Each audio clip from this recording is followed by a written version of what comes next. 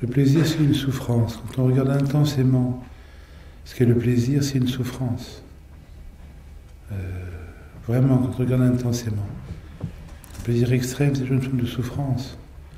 Quand un sportif a un plaisir à courir, il y a une forme de souffrance qui est là. Quand un orgasme monte, il y a une forme de souffrance qui est là. Le plaisir intense contient toujours la souffrance. La joie est différente. Donc, on dit le besoin de plaisir, comment disparaître? Le ressenti est ce qu'il est. Mais la dynamique vers le plaisir est remplacée par l'écoute, dans lequel le plaisir et la souffrance deviennent beaucoup moins opposés que ce qu'on peut imaginer dans un monde bourgeois. La pratique n'est pas faite, c'est pas un travail hédoniste, c'est pas un travail pour le plaisir. Si on cherche le plaisir, on mange une glace au chocolat. Mais la pratique, c'est autre chose qui se passe. Quand on fait l'amour, c'est même pas pour le plaisir, c'est une émotion, c'est une offrande que vous faites, c'est vous raisonnez avec l'affection profonde qui s'exprime en vous, mais c'est pas le mot plaisir, on n'est plus là. Il y a vraiment l'émotion et le mot plaisir disparaît. Par contre, quand il n'y a pas l'émotion, celui qui fait l'amour sans émotion, bien sûr, là, c'est le mot plaisir qui va apparaître. Quand elle va voir une prostituée, mais bien sûr, le rapport va être au niveau du plaisir. Mais quand vous aimez quelqu'un, et que vous exprimez cette affection sexuellement, ce n'est pas le plaisir qui domine, c'est l'amour, c'est l'affection. Donc, ensuite, on peut cataloguer les choses. Si votre amant, votre amante vous serre la gorge, à un moment donné, vous dites c'est un plaisir. Si c'est un peu plus loin, vous dites c'est une douleur. Voilà, on a tous des capacités différentes à ce niveau-là. Ce qui est plaisir pour l'un et douleur pour l'autre. Bien sûr. Le plaisir d'un sportif serait la douleur pour un non-sportif. Ça, c'est autre chose. Donc, pour nous, la notion de plaisir, telle qu'elle est vue en Occident, est complètement étrangère à notre approche. Il y a quelque chose qui coiffe le plaisir et la douleur. C'est l'intensité.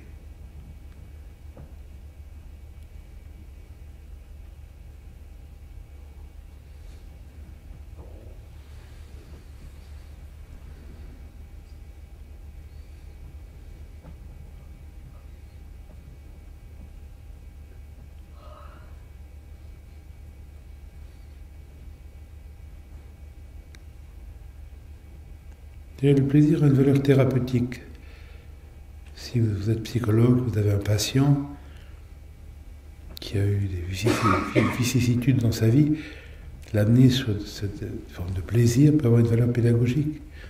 Mais notre travail ne se situe pas dans un rapport pédagogique.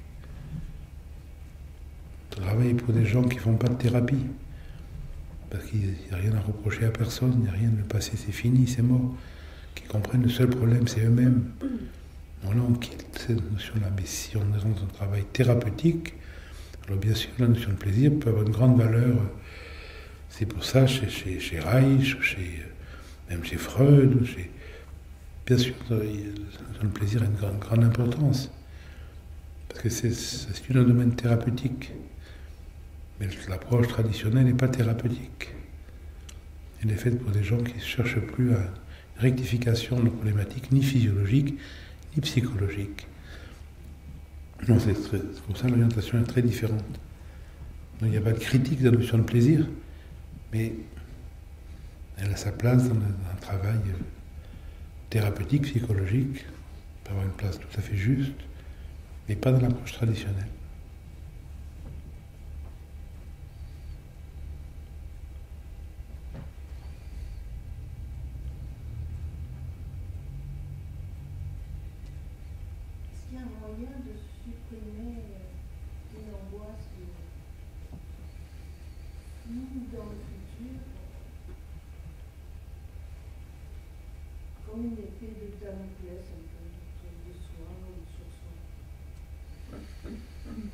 Vous savez, l'angoisse, c'est une expérience présente. Quand vous dites j'ai peur de ce qui va arriver dans un mois, ou ce qui va arriver dans 10 ans, vous ne parlez pas dans un mois, vous ne parlez pas d'il y a 10 ans, vous parlez d'un ressenti actuel. Voilà, donc l'angoisse est toujours présente. Donc lever l'imaginaire du futur, c'est pas du futur que vous avez peur, c'est du présent. Cette angoisse, c'est un ressenti. Si on vous demande comment tu sais que tu es angoissé, vous allez dire, je le sens, mais voilà, vous le sentez. Où est-ce que vous le sentez? C'est la première chose. Vous allez faire découvrir tactilement, expérimentalement, où se situe cette angoisse que vous dites vous sentez. Donc c'est une écoute. Pour ça, vous devez quitter l'image, j'ai peur de ceci ou de cela, l'épée de Damoclès, vous la laissez dans son fourreau, et vous restez avec cette résonance dans la gorge, dans le bas-ventre, dans le ventre, dans la poitrine, dans la nuque. Voilà, et là, vous allez explorer tactilement la tactilité de cette angoisse. Est-ce qu'elle est chaude, est-ce qu'elle est froide? Est-ce qu'elle est en expansion, en contraction? Est-ce qu'elle est lourde? Est-ce qu'elle est légère? Est-ce qu'elle est claire? Est-ce qu'elle est obscure? Est-ce qu'elle est salée? Est-ce qu'elle est sucrée? Est-ce qu'elle est amère? Est-ce qu'elle est aiguë? Est-ce qu'elle est grave? Vous devez explorer tactilement, et pour beaucoup de gens c'est très difficile. C'est pour ça qu'il existe le travail corporel. Le travail corporel, c'est quoi? C'est vous amener de vous rendre vraiment disponible tactilement à des micro-éléments. Ce matin, on a levé un bras, on a baissé un bras, qu'est-ce qui se passe? Pas grand-chose. Oui, mais c'est pas grand-chose, vous allez le sentir. Un imbécile normal, il lève son bras et le bras revient, qu'est-ce qui se passe? Il ne se passe rien. Et chez celui qui est à l'écoute, on lève le bras, quand on ramène le bras vraiment tactilement, puis quand on arrête, il y a comme une émulsion. L'épaule, la hanche, tout le corps se met à parler progressivement, parce que et quand cette sensibilité est là, quand il va y avoir une angoisse, quand votre chien va être en retard, etc., ou quand votre enfant, etc., et que l'angoisse va être là, vous allez pouvoir vraiment sentir où est cette angoisse, comment elle fonctionne. Et donc c'est petit à petit une forme de découverte, on va dire sensuelle, tactile de l'angoisse. Vous allez vraiment écouter cette angoisse. Et une angoisse, c'est toujours un fragment. Le corps, c'est une totalité. Quand je suis une région du corps, c'est que je sens mal. En réalité, le corps résonne dans toutes les directions. Donc, tant que je sens l'angoisse dans la poitrine, c'est que je sens mal. Tant que je sens dans le ventre, c'est que etc. Donc, petit à petit, cette angoisse, quand vous allez la laisser vivre tactilement, elle va partir d'un point qui est le sommet de l'iceberg, et elle va s'étaler naturellement, et à un moment donné, elle va remplir tout le corps. Même, vous allez la sentir, elle va dépasser l'espace, parce que la peur, la jalousie, la haine, l'amour, ça dépasse tout à fait le corps, etc. Et quand une angoisse qui est serrée va s'ouvrir, s'étaler, elle perd ses caractéristiques d'angoisse. Parce qu'une angoisse, une émotion, c'est quelque chose qui est séparé de la totalité. Quand l'émotion retrouve sa globalité, elle n'est plus une émotion. L'angoisse n'est plus angoissante. Elle va rester un accent sur quelque chose, mais qui est vécu dans une totalité. C'est un peu comme la peur, les enfants jouent à se faire peur l'après-midi. Le soir, ils dorment bien. Pourquoi? Parce que la peur est une expansion quand on n'a pas peur. Quand vous avez peur, la peur vous serre. Et quand vous jouez à vous faire peur, la peur devient une expansion. Comme celui qui saute d'un pont avec une élastique à la cheville, il saute pour avoir peur. Et quand la peur irradie dans tout son corps, le soir, il dort bien. Donc, une peur qu'on accepte va amener cette profonde tranquillité, mais quand j'ai peur, je bloque la peur sur un seul point, là, cette peur va devenir une pathologie. L'angoisse, c'est la même chose. Quand vous laissez l'angoisse vivre, elle va se déployer, vous n'êtes pas angoissé, vous sentez l'angoisse. C'est pour ça que corporellement, il faut travailler dans cette écoute. J'ai le poing serré, je ne suis pas serré, non, le poing est serré. J'ai le ventre serré, je ne suis pas serré. Je sens l'angoisse dans la poitrine, je ne suis pas angoissé, je sens l'angoisse. Je sens la peur dans le ventre, je n'ai pas peur, je sens la peur. Je sens l'agitation, je ne suis pas agité. L'agitation apparaît en moi, l'angoisse apparaît en moi, la peur apparaît en moi, et je laisse vivre. Et quand cette émotion de peur, d'angoisse ou de jalousie va se déployer, à un moment donné, ça va devenir comme une expérience esthétique, comme celui qui saute d'un pont pour avoir peur, mais il n'a pas peur, si la peur ne peut pas sauter. Et quand on sent la peur, on dort bien. L'angoisse, c'est pas... Vous pouvez aller voir un film angoissant, un bon film, et si vous n'êtes pas angoissé, si vous n'appropriez pas l'angoisse, en sortant là, vous allez dire c'était magnifique. Vous allez lire un roman triste, vous avez une pièce pour un théâtre triste, et vous sortez là, vous allez dire c'était magnifique, de sentir la tristesse de la situation, sentir l'angoisse de la situation, sans être angoissé, sans être triste. L'art, finalement, pour fréquenter l'art, il faut avoir cette capacité d'être disponible à toutes ces émotions, à l'angoisse, à la peur, à la violence. Si on est violent, on ne peut pas avoir des choses violentes, parce que ça stimule la violence, mais si on n'est pas violent, on peut participer à toutes les situations violentes, parce qu'on les vit tactilement. Donc l'angoisse, c'est la même chose. Vous devez faire connaissance sensuellement avec l'angoisse. Mettez de côté le sujet d'angoisse, on s'en fout. C'est toujours la même angoisse. L'angoisse que vous avez maintenant, vous l'aviez quand vous aviez 3 ans, vous l'aviez quand vous aviez 15 jours, quand vous aviez 5 ans. Chaque fois, c'était une autre, soi-disant autre chose. Quand vous aviez 3 mois, c'était l'angoisse qu'on ne donne pas à manger, vous seriez morte. Quand vous avez 3 ans, l'angoisse, vos parents revenaient tard. Vous aviez 5 ans, l'angoisse peut-être du professeur. 8 ans, l'angoisse peut-être du couloir qui était noir, qui n'était pas éclairé. À 12 ans, l'angoisse, il y a toujours une cause de l'angoisse. C'est toujours la même angoisse. Il n'y a qu'une angoisse. La situation ne la crée pas, elle la réveille en moi. Donc profitez de cette angoisse, levez de côté tous les sujets, soi-disant qui causent l'angoisse, c'est pas vrai. C'est pas vrai. C'est pas ça qui cause l'angoisse. L'angoisse, elle est ici. Si elle n'est pas ici, il n'y a rien qui peut la causer.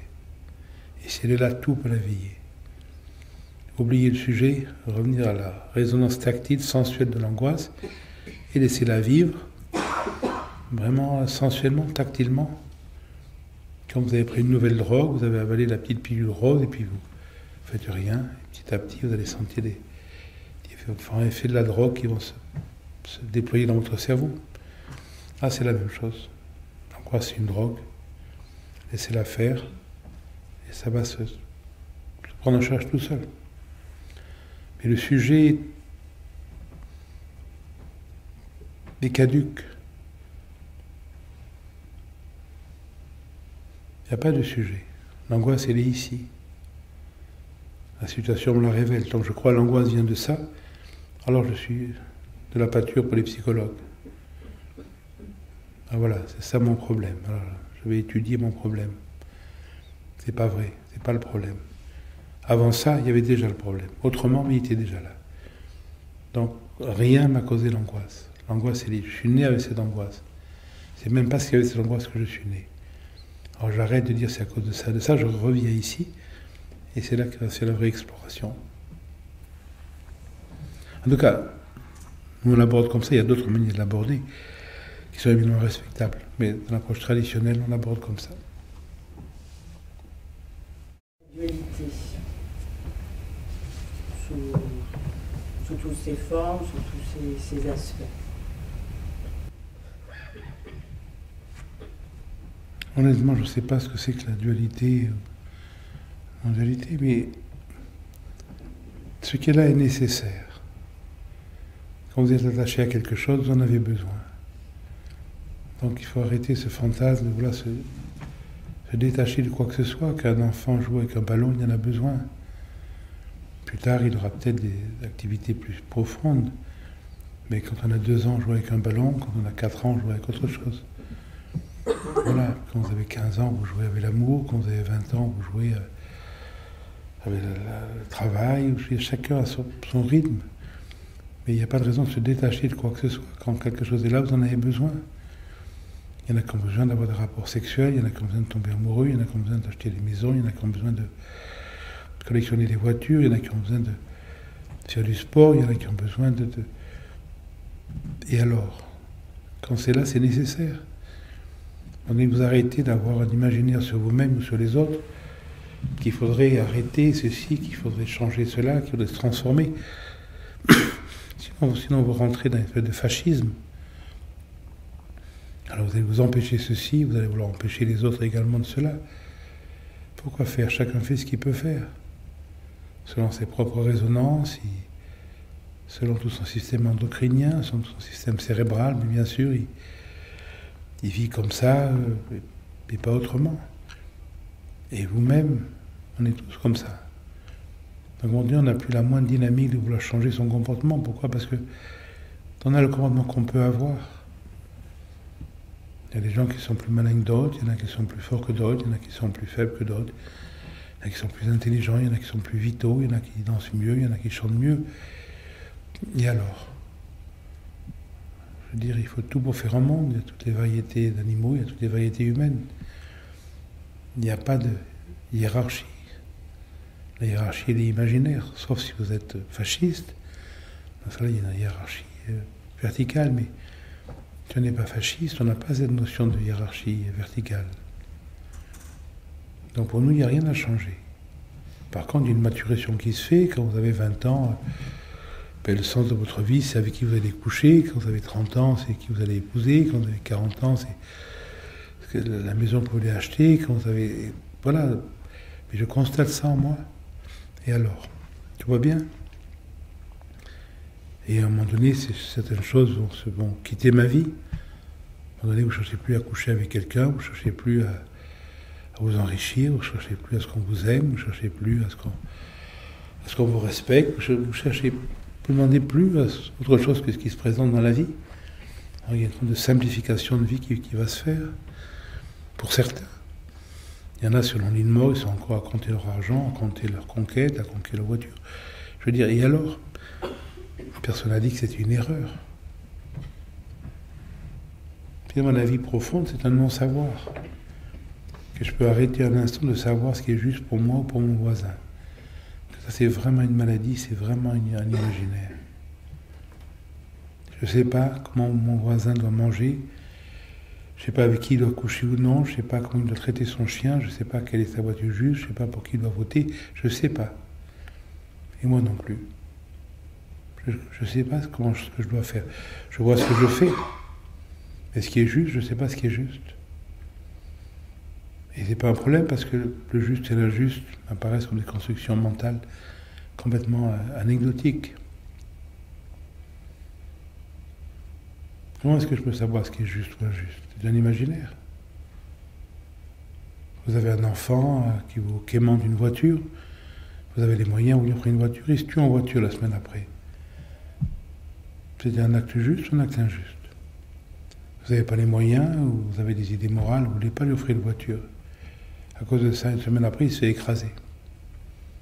Parce qu'il n'était pas en voiture. C'était juste, c'était injuste. Moi, je ne sais pas. Moi, je fais ce que j'ai à faire, c'est comme ça. J'offre une voiture ou je l'offre pas. Et ce qui arrive, je ne m'approprie pas l'idée que c'est juste ou injuste. Moi, je ne sais pas ce qui est juste. Je ne sais pas à quel âge quelqu'un doit vivre ou mourir. Pour moi, c'est jamais trop tôt quand quelqu'un meurt. C'est jamais trop tard non plus.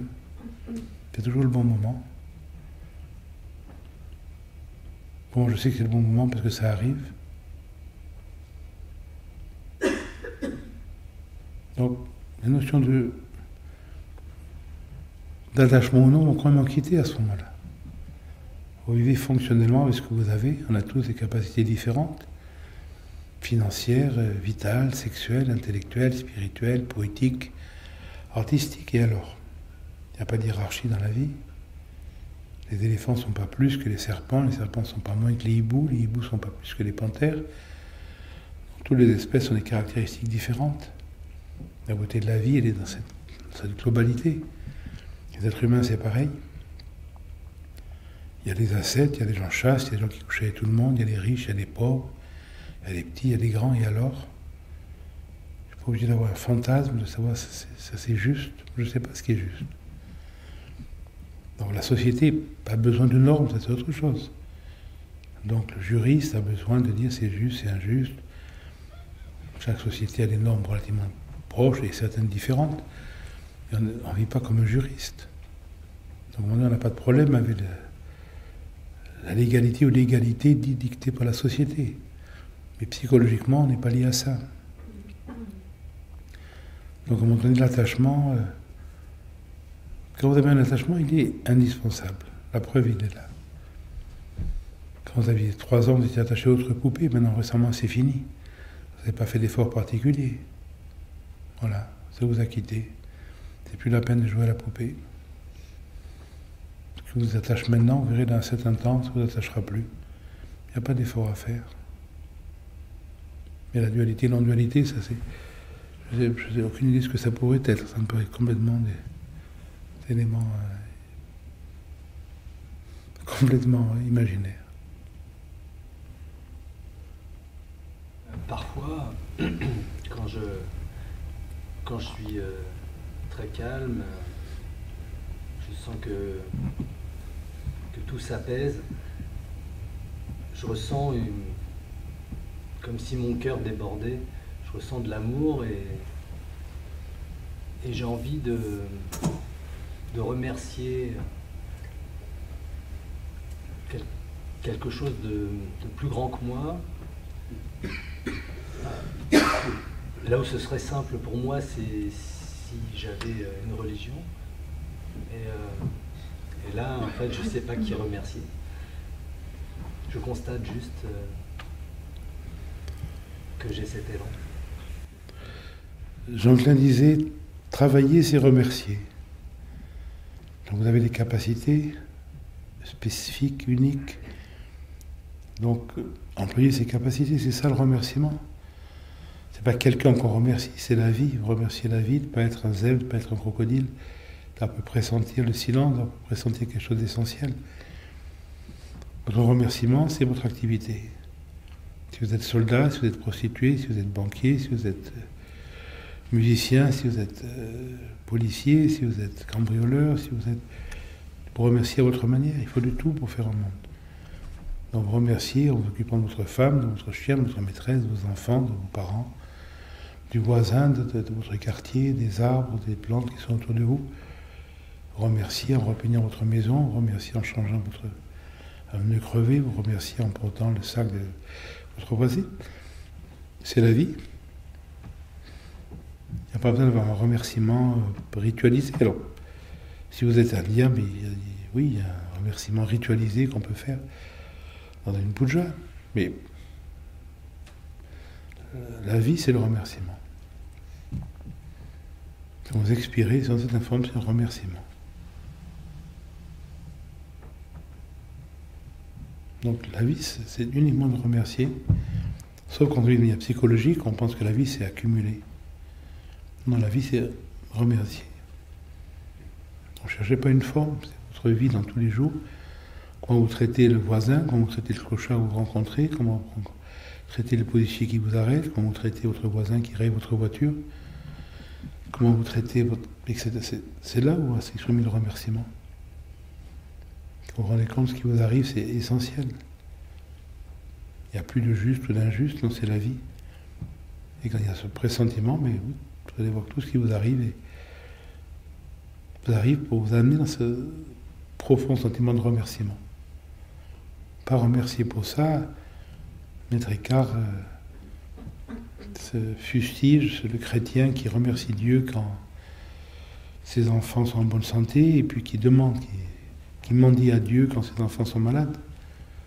Non, non, il dit on remercie tout court. On remercie pour la santé, on remercie pour la maladie. On ne demande pas à Dieu ceci ou cela, non, Dieu sait mieux. C'est lui qui sait, c'est pas moi. On ne remercie pas pour une victoire, on ne demande pas une victoire. Non. Il y a l'échec, on remercie, il y a le succès, on remercie. Il y a la maladie, on remercie, il y a la santé, on remercie. Ça, c'est le vrai remerciement. Pas mendier. Donc c'est votre vie qui est le remerciement. Il n'y a pas une direction précise. Votre vie, c'est le remerciement. Payer vos impôts, c'est un remerciement. Quand vous achetez une baguette de pain, payer la TVA, c'est un remerciement. Vous rendez à la société ce qu'elle vous donne sur cet implant.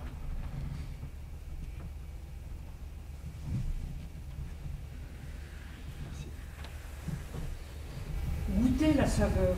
Est-ce que ça rentre dans votre appréhension de cette pratique? Goûtez la saveur, cherchez trouver le geste juste, ça va aussi peut-être avec une notion de saveur, là où je disais maladroitement plaisir. Oui, on peut dire la saveur, le rasa, si on prend le terme indien, l'émotion bava, l'émotion de la situation, c'est ce qui se réfère directement au silence. Mais on ne le cherche pas. Quand vous êtes amoureux, vous ne cherchez pas le plaisir, vous êtes simplement amoureux, c'est la vie. Et donc l'émotion, c'est être amoureux. Quand on pratique, on est amoureux de la pratique.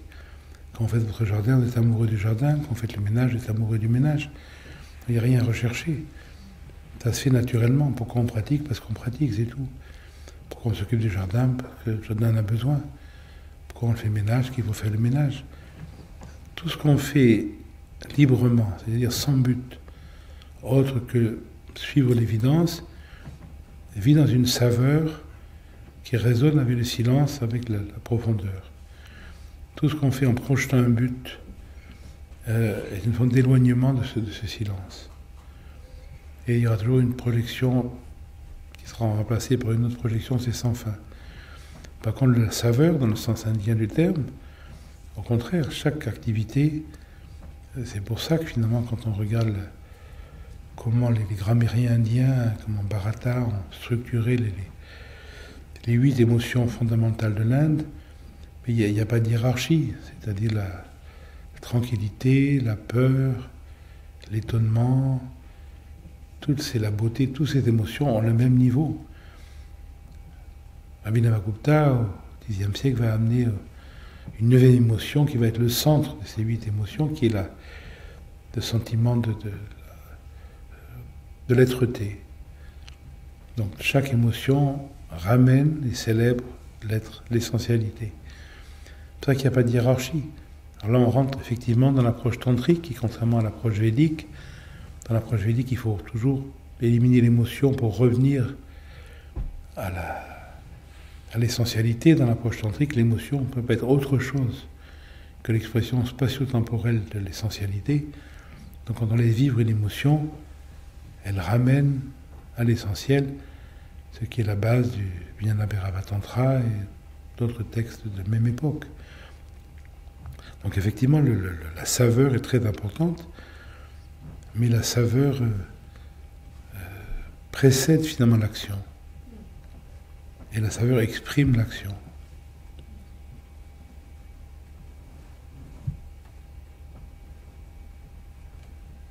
Mais il n'y a pas de recherche. C'est une résonance. La recherche me fait quitter la saveur. La vraie saveur, c'est la tranquillité. Si je cherche quelque chose, je m'éloigne de cette tranquillité. Par contre, s'il y a une résonance avec quelque chose, c'est autre chose. La tranquillité qui est en moi, qui est ici, va s'exprimer dans une expression externe et qui n'est pas externe. En vérité, cette expression, c'est moi-même. S'il n'y avait pas cette émotion en moi, je ne pourrais pas la vivre dans la situation extérieure. Si j'écoute l'art de la fugue de Bach, c'est parce qu'il y a en moi cette émotion. Un dromadaire qui va écouter ça, qui n'a pas en lui cette émotion, ne va pas être touché par l'émotion. Si je regarde un objet sacré, c'est parce qu'il y a en moi cette émotion que je vais la vivre dans l'objet sacré. Mais un porc-épi qui regarde le même objet sacré ne va pas avoir d'émotion. Il aura une émotion avec autre chose. Donc, c'est parce que l'émotion est en moi qu'elle est révélée par la situation extérieure. Donc le rasa est très important. Mais le véritable rasa, c'est la tranquillité. Ensuite, toutes les formes, je dirais, externes, sont des formes de prolongation, des objectivations dans l'espace-temps de cette tranquillité.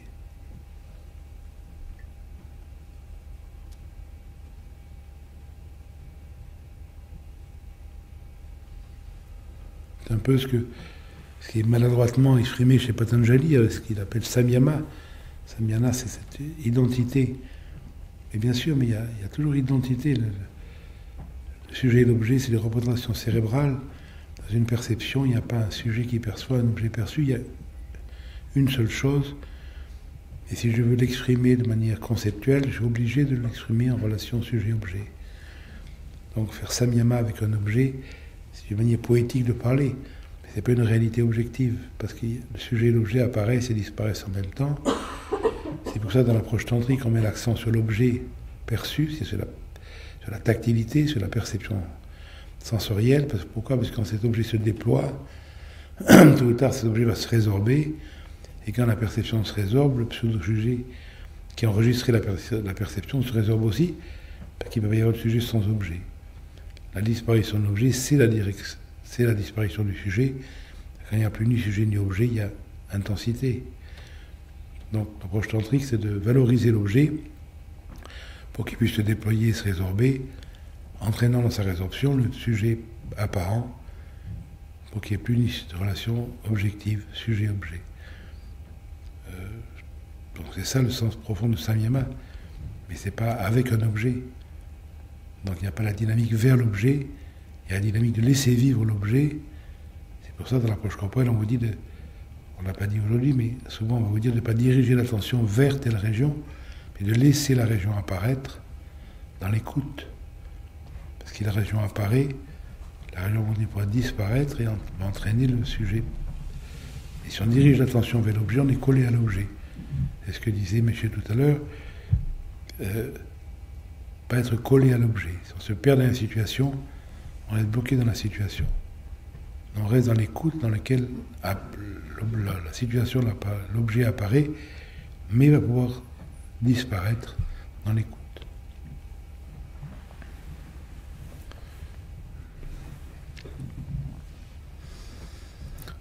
Ne vous inquiétez pas, comme il n'y a pas de soi-même, donc tout va bien. Constatez votre fonctionnement et peut-être vous allez constater quelque chose et vous allez vous apercevoir après que cette constatation était imaginaire. Et c'est pas un problème. Mais elle était nécessaire sur le moment. Que quand vous avez 5 ans, vous prenez pour Zorro, quand vous avez un costume de Zorro, c'est tout à fait légitime, c'est nécessaire. L'enfant a besoin de s'approprier des outils. Il y a des gens qui restent assez longtemps des enfants. Donc c'est plus le costume de Zorro, c'est une femme, c'est une maîtresse, c'est un chien, c'est une voiture, c'est une maison, c'est un travail, c'est une sécurité, c'est une tradition spirituelle, c'est un savoir, c'est une pratique, c'est une initiation, c'est un voyage en Inde, chacun son truc, c'est un cheval blanc, mais c'est la même chose. Et puis je me rends compte à un moment donné que j'ai pas besoin de ça, que j'ai encore cherché à m'étouffer, j'ai encore cherché à me trouver, j'ai encore cherché à me sécuriser dans telle chose, dans le fait d'être aimé, dans le fait d'être avec une femme, dans le fait d'être avec d'avoir un enfant, dans le fait d'avoir une voiture, dans le fait d'avoir une maison, dans le fait d'avoir un tapis. C'est la même chose. Je me rends compte de ça. Légèrement, j'avais besoin du costume de Zorro quand je l'ai eu. J'ai besoin de me trouver dans un mariage, dans des enfants quand j'en ai. J'ai besoin de me trouver dans une voiture quand j'achète une voiture ou quand je vole une voiture. La preuve, c'est ce qui est là. Mais à un moment donné, je me rends compte que finalement, ces choses-là me sont vraiment inutiles. Ça n'empêche pas la vie, mais ça empêche l'appropriation. Donc vous ne vous dupez pas. Des fois, c'est un problème d'âge mental finalement. Progressivement, vous allez voir que vous n'avez plus besoin de vous prendre pour Zorro. Vous n'avez plus besoin qu'on vous aime, vous n'avez plus besoin qu'on vous écoute, vous n'avez plus besoin qu'on vous comprenne, vous n'avez plus besoin qu'on vous respecte. Vous n'avez pas besoin. Les gens font ce qu'ils font, ce qu'ils ont à faire. Il n'y a plus de besoin psychologique. C'est ça qui est important.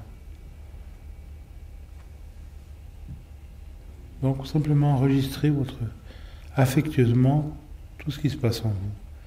Tout ce qui se passe est nécessaire. Il n'y a rien à condamner et rien à justifier. Les choses sont neutres. Il n'y a rien à être fier, il n'y a rien à avoir honte. On est comme on est, on ne peut pas faire autrement. Son passé, on l'assume, quoi qu'on ait fait. C'est comme ça. Ça pouvait être autrement, non. Il n'y a pas à être fier, il n'y a pas à avoir honte. Il faut vivre fonctionnellement. Ça exclut tout le jugement. Pourquoi faire? Qui je suis pour me juger?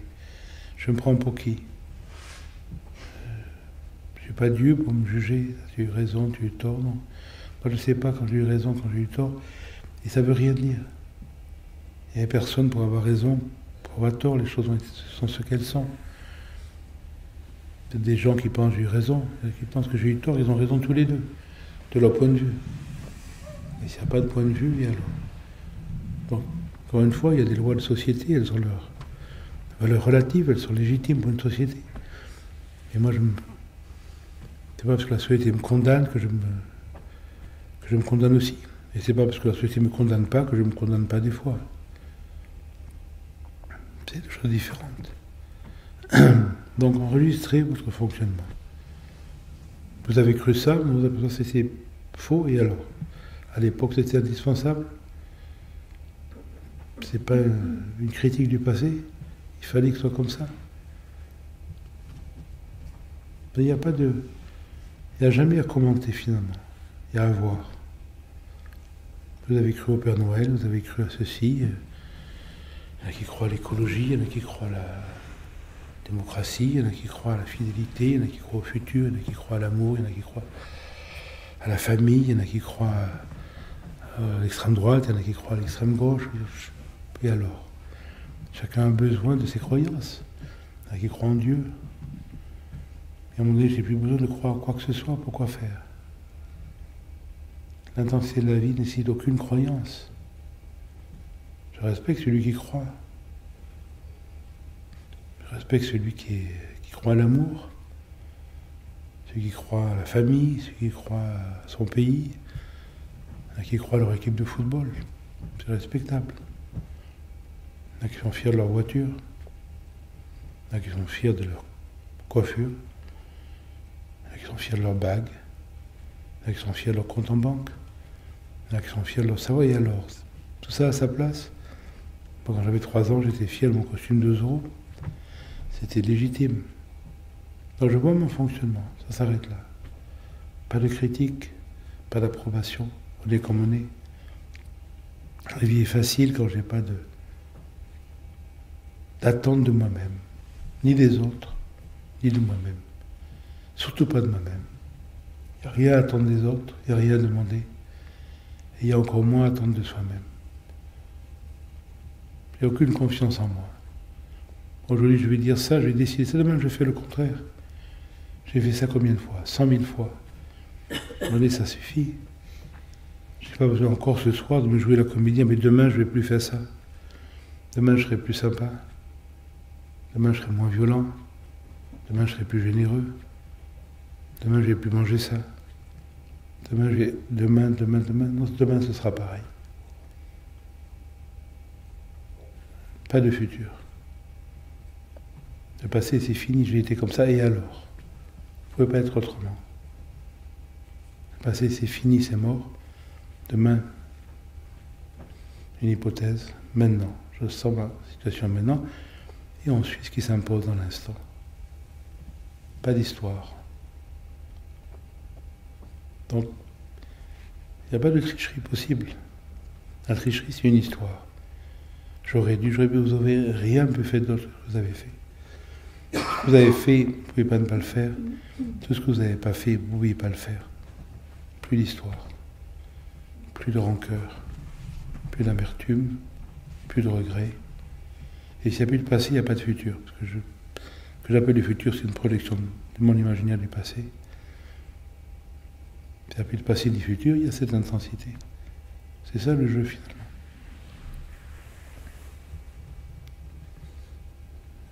Ce que je peux observer, par exemple, c'est une identification à ce qui arrive, on va dire, dans ma vie. Je peux le prendre personnellement, et souvent ça le prend personnellement. Je peux me vexer, quelqu'un qui se met en colère, je peux pleurer parce que ça me touche. Et c'est vrai que j'ai entendu dire que une des origines de nos mots personnels vient de l'identification au fait qu'on croit qu'on est quelqu'un. Ma question, c'est un peu, on peut observer tout ce qui nous arrive, tout ce qui arrive dans notre vie, mais il y a toujours une grande partie, j'ai envie de dire, qui est dominante et qui le prend personnellement, même si parfois c'est plus ou moins intense, parfois ça se détache, mais de manière générale, ça le prend toujours personnellement. Et comment cette désidentification peut-elle arriver, on va dire? Ou comment la faire en sorte que ça arrive? Quitter le verbiage spirituel de désidentification, ne pas être une personne, c'est sympathique, mais vraiment ça ne vous sert à rien, c'est purement des concepts. Dire je suis une personne, dire je ne suis pas une personne, les deux pensées, les pensées ne sont pas le problème. Le problème c'est l'appropriation. Vous êtes conscient de vos émotions de plus en plus, c'est tout ce qu'on vous demande. Soyez intime et quand vous pleurez, ben c'est super, c'est merveilleux de pleurer. Sentez la caresse de la larme, le goût de la larme quand ça arrive à les lèvres, le tressaillement, la gorge sèche, ce qui se passe dans le ventre, dans la poitrine, dans les jambes. Pleurer, c'est un acte extraordinaire, c'est un acte vraiment érotique. C'est vous sentez dans tout le corps, comme une colère, comme un plaisir. La sensation est toujours globale. Donc donnez-vous cette intensité tactile. Ne vous occupez pas pourquoi, comment, vous prenez pour une personne, vous prenez pour Napoléon, vous prenez pour un sage. C'est la même chose, ça n'a aucune importance. Ce qui est important, c'est l'émotion. Vous êtes de plus en plus intime avec quand quelqu'un est en colère, ben, ça vous fait pleurer, ben, si vous profitez de la... C'est beau le pleur, mais profitez vraiment sensuellement du pleur. Ce n'est pas un pleur extérieur. Non, vraiment ressentir l'extraordinaire chimie du corps quand il y a le pleur. L'extraordinaire chimie du corps quand il y a la peur. L'extraordinaire chimie du corps quand il y a la colère. L'extraordinaire chimie du corps quand il y a le plaisir. L'extraordinaire chimie du corps quand il y a la douleur. Il y a cette intimité-là qui est purement organique. C'est pas quelque chose à faire, c'est ce qui se fait naturellement, mais on le coupe parce qu'on pense. J'ai une colère là, je ne devrais pas être en colère. Alors je bloque la colère. Je ne devrais pas avoir peur, j'ai honte d'avoir peur. La prochaine fois, j'aurai moins peur. Alors j'ai encore peur, comme d'habitude, j'aurai toujours peur. C'est ce dialogue qui va m'amener à s'éliminer. Quand j'ai peur, j'en profite. Personne qui a peur, mais il y a peur, c'est un ressenti. Si mon chien me demande comment tu sais que tu as peur, je dis, mais je le sens. Voilà. Je le sens où? Je pars de là. Et je laisse l'exploration tactile, et comme on disait tout à l'heure, ben, quand on sent la peur, l'émotion quelque part, c'est qu'on la bloque. En vérité, l'émotion dans tout le corps. Si vous êtes sensible, quand vous caressez le bout des doigts, vous avez tout le corps est irradié par cette caresse. La plupart des gens, leur caresse le bout des doigts, ils sentent le bout des doigts. Parce que le corps est complètement frigide, bloqué par la tension musculaire. Donc il faut retrouver ce corps global. On touche un endroit du corps, c'est tout le corps qui est touché. Sur les arts martiaux, quand on reçoit un coup, c'est tout le corps qui absorbe. C'est pas un endroit qui absorbe. C'est la même chose. Quand vous écoutez de la musique, c'est tout le corps qui vibre de la musique, c'est pas les oreilles. Donc il faut trouver cette globalité tactile. Ne occupez de rien d'autre. N'occupez pas la personne, l'identification, ceci, cela. Là, vous rentrez dans des choses complètement qui peuvent avoir une valeur ethnologique. Vous allez lire le Roderick Vivka, Védantique, alors on vous dit voilà, mais je vois un arbre, c'est l'œil qui voit l'arbre. Je vois l'œil, c'est la pensée qui voit l'œil. Je vois la pensée, je suis le témoin, le sakshin. C'est sympathique, mais je veux dire, c'est et alors? Non, sentez l'émotion. Corporellement. Comment vous sentez quand vous pleurez? Comment vous sentez quand quelqu'un est en colère? Comment vous sentez quand quelqu'un est triste? Comment vous sentez quand quelqu'un vous dit qu'on vous aime? Comment vous sentez quand quelqu'un vous dit qu'on vous aime plus? Comment vous sentez quand on vous dit que vous avez raison? Comment vous sentez quand on dit que vous avez tort? Comment vous sentez quand on dit que vous êtes un homme extraordinaire? Comment vous sentez quand on dit que vous êtes vraiment un imbécile? Comment on sent? C'est ça qui est important. Enregistrer. J'ai pas besoin de dire c'est bien, c'est pas bien, je devrais sentir ce que je sens. Honnêtement, humblement. C'est uniquement là. Mettez à côté le fatra spirituel et restez vraiment dans le ressenti corporel. Vous allez voir, là, il y a une clarification qui va se faire. Rien à justifier, rien à critiquer, simplement sentir. C'est même pas vous qui sentez, c'est vous qui êtes senti. Mais même ça, je dirais, ça ne vous concerne pas. Simplement, soyez vraiment sensuellement à l'écoute de toutes vos modalités de la journée. Quand vous réveillez le matin, comment vous vous sentez? Couchez le soir, comment vous vous sentez? D'être fait l'amour, comment vous vous sentez? Vous venez trop manger, comment vous vous sentez? Avant de manger, vous avez ce désir de manger, comment vous vous sentez? Vous allez voir un film triste, comment vous vous sentez? À l'idée de le voir pendant le film, comment vous êtes en sortant? Simplement sentir. Il n'y a rien à commenter. C'est ça qui va amener une forme de maturation. Mais au verrez, il n'y a jamais rien à penser. Qu'est-ce qu'on pourrait penser? Ce qu'on pense, c'est le passé, c'est nul ce qu'on pense. Il n'y a rien à penser. La vie n'est pas pensable. Quand quelqu'un meurt, à quoi vous pensez? C'est nul ce qu'on pense. Quand vous voyez un bébé qui naît, à quoi vous pensez? C'est nul ce qu'on pense. Quand vous voyez quelqu'un souffrir, à quoi vous pensez? C'est nul ce qu'on pense. Quand vous voyez la beauté de la mer, à quoi c'est nul ce qu'on pense. Tout ce qui est intense dans la vie est impensable. Donc, mon Dieu, la pensée va vraiment perdre de son importance. Puis il faut exprimer quelque chose, ça passe par la pensée, bien sûr. C'est pas un problème. Mais c'est pas une référence, la pensée. C'est une expression éventuelle d'une émotion. C'est vraiment avec le ressenti.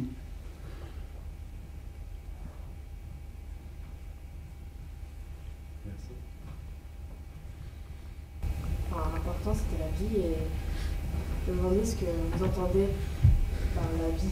Qu'est-ce que c'est pour vous la vie? C'est une très bonne question. Malheureusement, il n'y a pas de réponse. Continuez à ne pas poser la question. Et vous aurez la réponse. C'est pas quelque chose.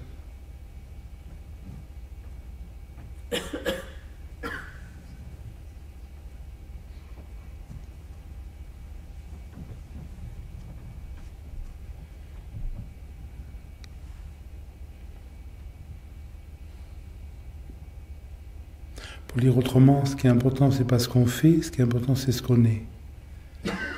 Et on met toujours la chance sur ce qu'on fait, ce qui est légitime. Pourtant, tous les soirs, même si vous avez un très bon amant, même si vous avez une très belle voiture, si vous avez un très beau corps, si vous avez une belle bibliothèque, une collection de tableaux, ben, tous les soirs, vers 11h, minuit, 1h du matin, 2h du matin, qu'est-ce que vous voulez? Vous voulez dormir. Vous voulez abandonner tout ça. Pour ne rien être, même si vous avez un enfant, mais vous l'abandonnez quand même pour dormir. C'est le plus intime. Donc tous les soirs, vous donnez à ce moment où vous abdiquez tout. Tout ce que vous savez sur vous, tout ce que vous aimez de vous-même, tout ce que vous détestez de vous-même, tout ce dont vous êtes fier, tout ce dont vous avez honte. Tout ça, vous lâchez prise le soir. Et le moment de la journée le plus extatique, c'est quand vous vous couchez le soir. Enfin vous couchez. Même si c'est un très bon amant, au bout de 2 jours, 3 jours, qu'est-ce que vous voulez dormir. Même si c'est une voiture de course, au bout de 2-3 jours, vous voulez dormir. Même un enfant que vous adorez, au bout de 3 jours, vous voulez dormir.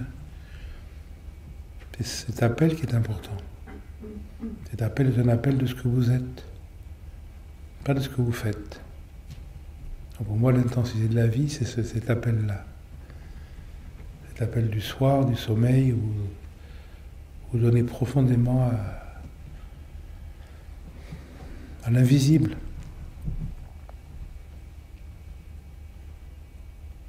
Vous allez vous laisser le corps se déposer, disparaître, la pensée se déposer, disparaître.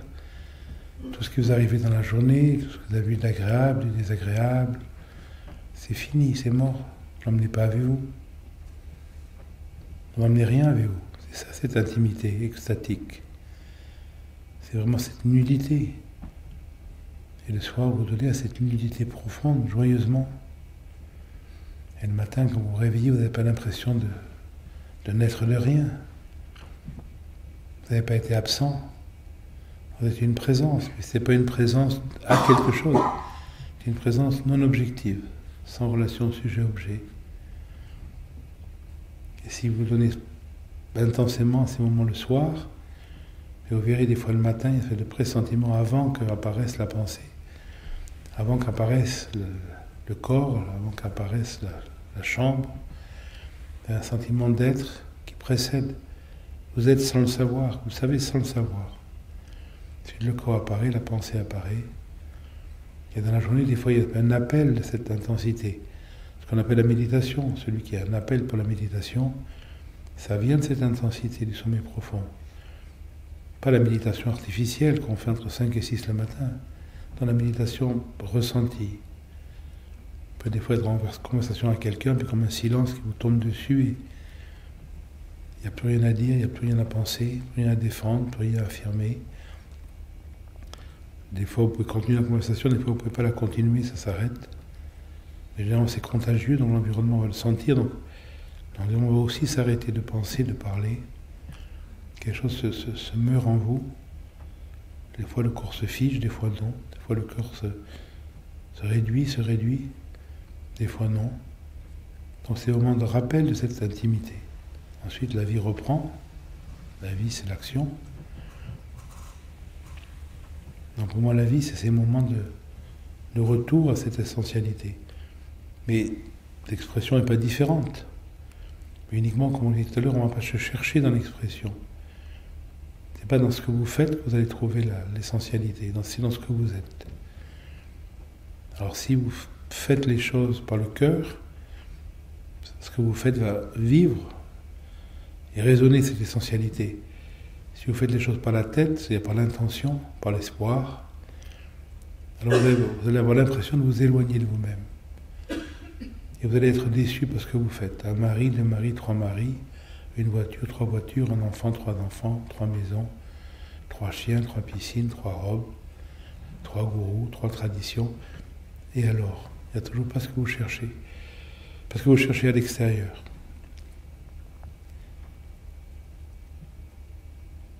Donc, la vie, c'est ce pressentiment que ce que je cherche n'est pas dans les choses, mais que les choses ont leur place dans ce que je suis. À ce moment-là, les choses, la vie est une expression de ce pressentiment, mais pas un moyen pour le trouver. Tant que je le cherche quelque part, je m'éloigne de moi-même. On ne peut pas se rapprocher de soi-même, on ne peut que s'éloigner. C'est ce que je le suis. Quand je vois que je m'éloigne, cette vision de l'éloignement, c'est ça le retour. C'est pour ça notre démarche, on appelle ça une démarche négative. Ce que je suis ne peut pas être formé d'une manière positive. C'est une absence qui ne peut jamais être décrite comme une présence. Pour ça, dans l'islam, on refuse la représentation.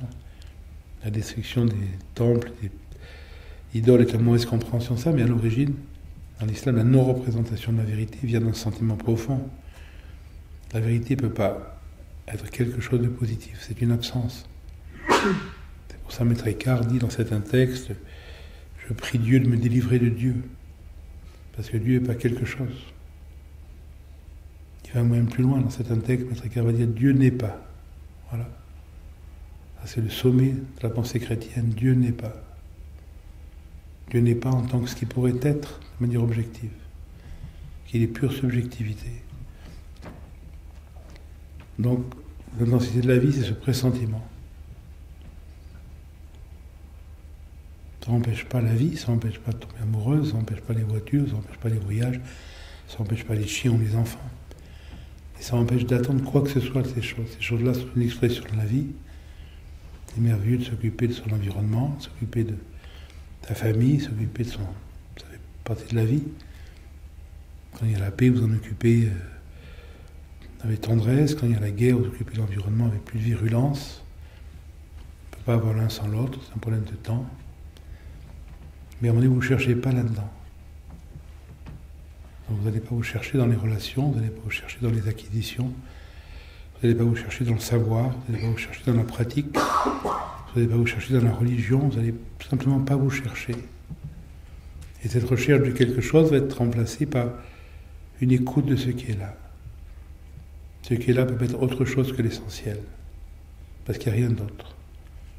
Donc vous allez devenir extraordinairement intense, présent à ce qui est là. votre mari, votre amant, votre enfant, votre corps, votre voiture, les voisins, les plantes, tout ça est d'une totale, absolue importance. Pourquoi? Parce que c'est là. Il n'y a rien d'autre que l'essentiel. Mais vous ne demandez rien à ces choses. Vous ne cherchez pas là-dedans. Vous êtes totalement présent, sans demande. Un peu comme une femme avec un enfant. Quand vous avez un enfant, qu'est-ce que vous faites? Mais vous donnez tout et vous ne demandez rien. L'enfant un jour va partir, il ne va plus vous parler. Il n'y a rien qui manque. Vous êtes totalement sacrifié pour l'enfant. C'est ce qu'il fallait faire. Il n'y a pas de retour. Il n'y a pas de besoin de retour. Donc c'est ça l'acte profond de la vie. C'est tout donner sans demander.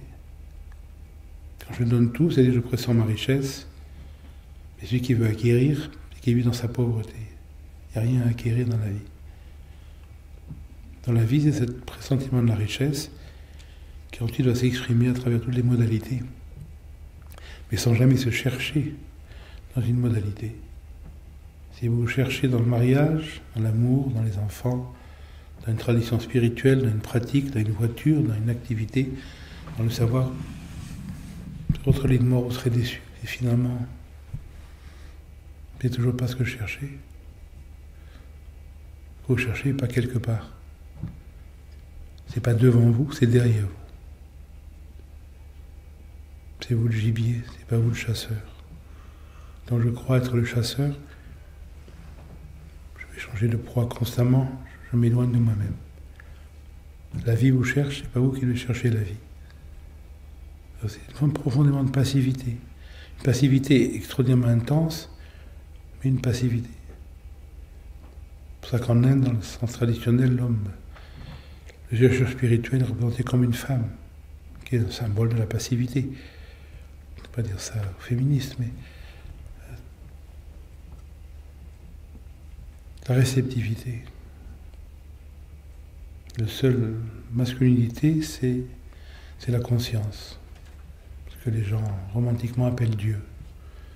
C'est le seul être masculin. Le chercheur spirituel est féminin. C'est-à-dire qu'il doit être disponible. Il n'y a rien qui vient de lui. Tout vient de la conscience. C'est ça, c'est ce pressentiment qu'est la vie.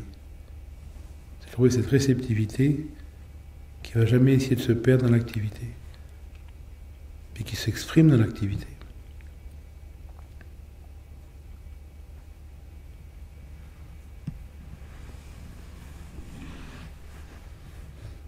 Il y a une dernière question. Et quand on n'arrive pas à écouter parce que c'est trop agité? Mais ça, c'est le résultat de votre écoute. Vous vous rendez compte que vous n'écoutez pas. C'est ça l'écoute. Rentrez pas dans le fantasme de dire « Ah, j'écoute. J'écoute mon agitation. J'écoute mon agitation, c'est comme de dire « Je médite ». Quand vous dites « Je médite », vous ne méditez pas, vous pensez.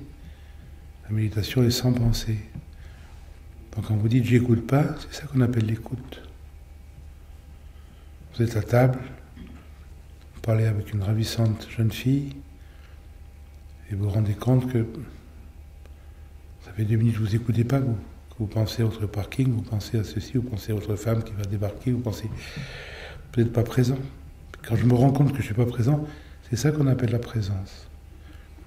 Donc on ne pourrait jamais être conscient d'être présent. Parce que ça, c'est une pensée. La présence, c'est sans pensée. Par contre, quand je me rends compte que je n'écoute pas, c'est ça qu'on appelle l'écoute. Pour que ça soit plus clair, vous ne pouvez pas être humble. Quand on dit je suis humble, c'est de l'arrogance. Mais le moment où je me rends compte de mon arrogance, c'est un moment d'humilité. C'est pour ça que c'est une démarche négative. Donc, ne cherchez pas à écouter quand vous n'écoutez pas, mais de plus en plus intime de voir quand vous n'écoutez pas. Vous vous rendre compte que cet après-midi, il y a une discussion et vous n'étiez pas présent. C'est parfait. Vous vous rendez compte que vous êtes entré dans une colère, vous n'avez pas écouté, c'est parfait, tout ce qu'on vous demande. Et en plus, vous vous rendez compte après, petit à petit, votre prise de conscience va se rapprocher. Et à un moment donné, quand vous allez vous rendre compte. Mais se rendre compte, c'est la chose la plus légère qui soit, c'est pas une action que vous devez faire.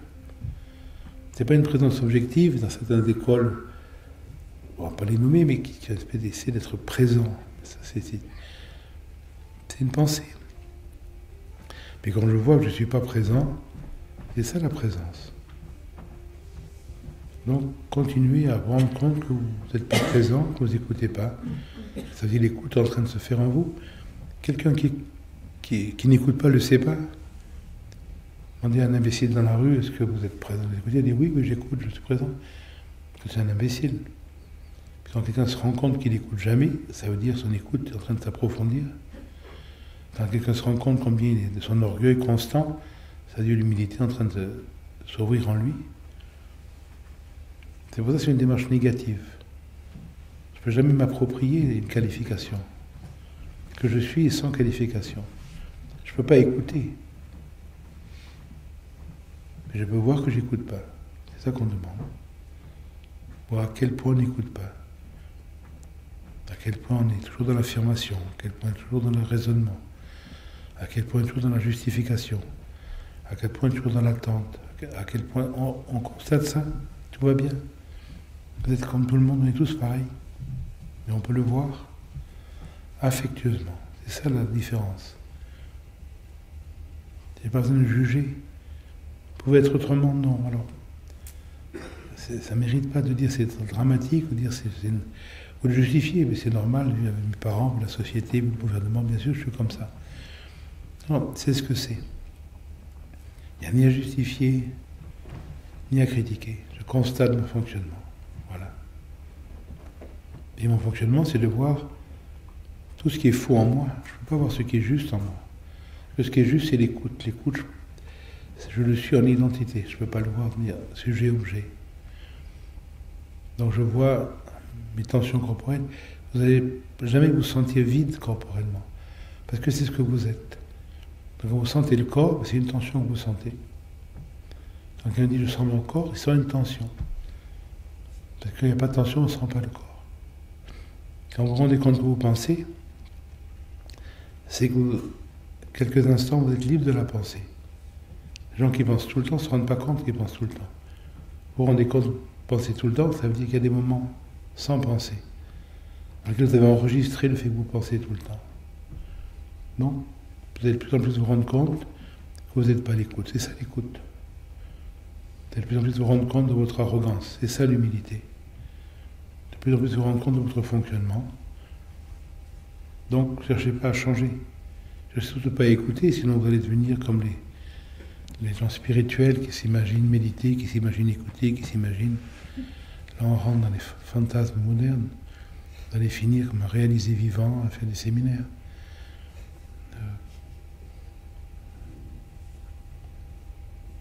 Je me rends compte que j'écoute pas. C'est ça l'écoute. Il n'y a rien à changer. Vous êtes parfait comme vous êtes. Vous ne devez pas vous changer pour écouter.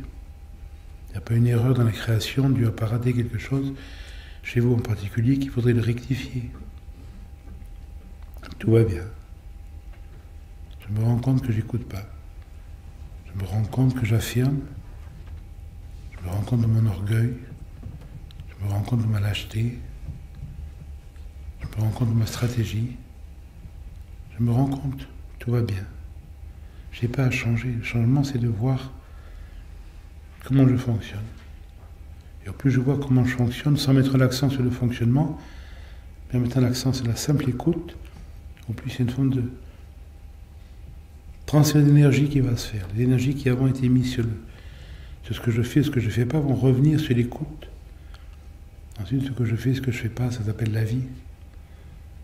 Ça n'a pas d'importance. Ce qui est important, c'est l'écoute. Il faut comprendre la perspective. Et ensuite, voir à quel moment on quitte la perspective, sans commentaire.